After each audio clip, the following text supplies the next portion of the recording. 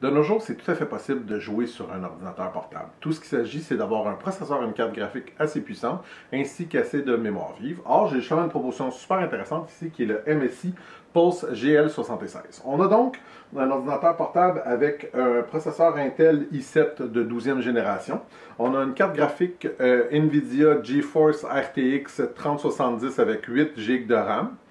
Et on a 16 GB de RAM pour la machine en tant que telle, un disque dur SSD de 512 GB. Donc, en tout et partout, une assez bonne machine.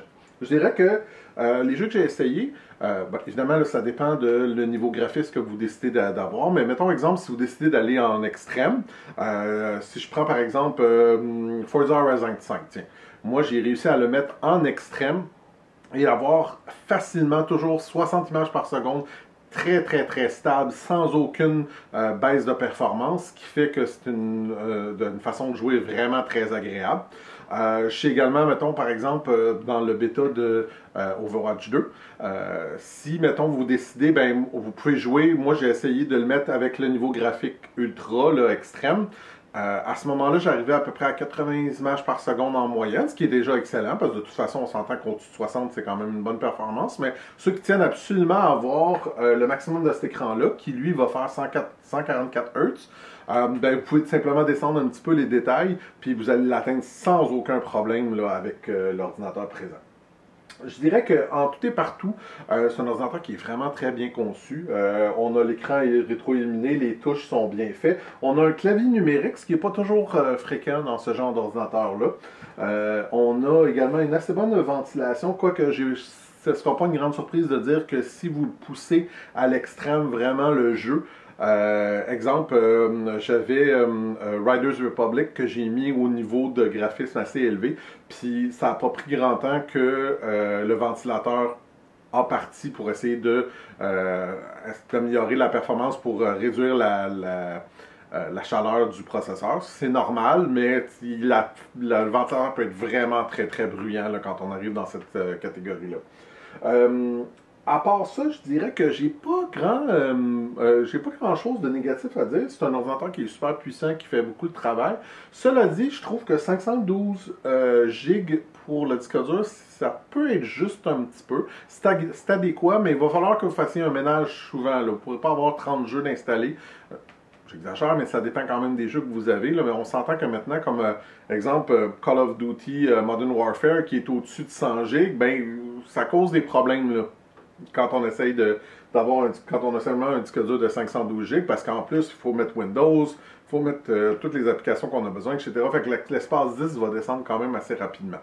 Entendons-nous, c'est un problème qui est relativement mineur. Je pense pas qu'un joueur va avoir 30-40 jeux d'installer. Encore là, ça peut être des plus petits jeux, mais tu sais, c'est un pensez-y bien plus qu'autre chose. Ça peut être intéressant peut-être d'avoir un disque dur externe pour stocker un peu plus de data si vous en avez besoin.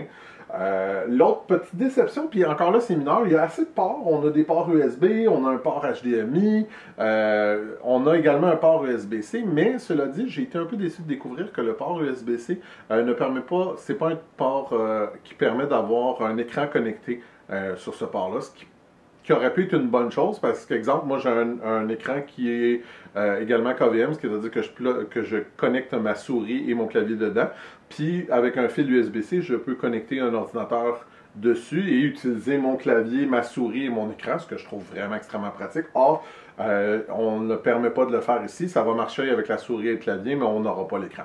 Est-ce que c'est la fin du monde? Non, définitivement pas, mais c'est un pensez-y bien si vous avez un écran qui propose une fonctionnalité du genre, parce que ça s'en vient de plus en plus fréquent.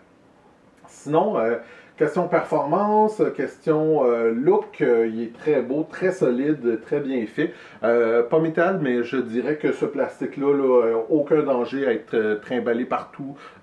C'est épais, c'est solide, on sent que ça va durer vraiment longtemps, c'est vraiment pas un problème. Puis l'aération est très bien faite. Franchement, l'écran aussi est très clair, très beau. Le 144 Hz, ça peut être super pratique dépendant des jeux. C'est sûr qu'en jouant, moi, personnellement, c'est sûr que ça vous prend une souris. On peut fonctionner très bien avec le clavier puis une souris externe. Là. Ça, c'est quand même assez bien.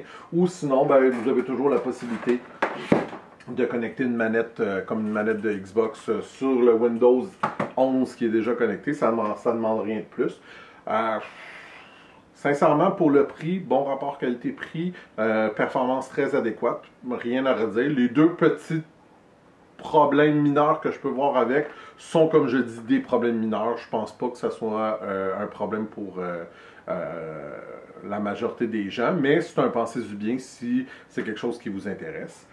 Si vous voulez avoir un peu plus d'informations sur les spécifications plus directes de ce magnifique MSI Pulse GL76, ben, je vous invite à aller lire ma critique sur le blog de Best Buy que vous trouverez dans les liens de cette vidéo. Merci!